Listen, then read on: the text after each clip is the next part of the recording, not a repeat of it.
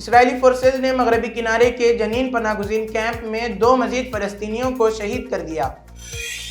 Trump کی جنگ ختم کرنے کی دھمکی کے باوجود یوکرین کے گہرے حملے روس کو کمزور کر رہے ہیں۔ نیشویل کے ہائی اسکول میں فائرنگ سے 1 شخص ہلاک اور 2 زخمی ہو گئے۔ گوگل نے اکتوبر 7 کے حملوں کے بعد اسرائیلی فوج کو تیز رفتار AI ٹولز فراہم کیے، جبکہ کمپنی کے ملازمین نے اس کے خلاف احتجاج کیا تھا۔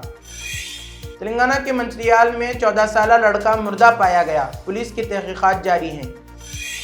جلگاؤں ٹرین حادثے میں جان گنوانے والوں کی تعداد 13 ہو گئی، ریلوے نے کیا معاوضے کا اعلان۔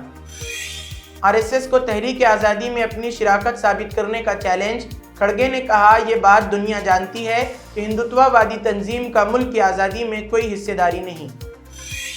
اجمیر میں 8 اردو میڈیم اسکولوں کو ہندی میڈیم میں تبدیل کرنے سے مسلمانوں میں شدید برہمی۔ ہدایت کار رام گوپال ورما کو 3 مہینے کی جیل کی سزا۔ ایکناتھ شنڈے کے گھر پر اپنے ہی کر رہے احتجاج، دیویندر فڈنویس حکومت کے فیصلے سے شدید ناراض۔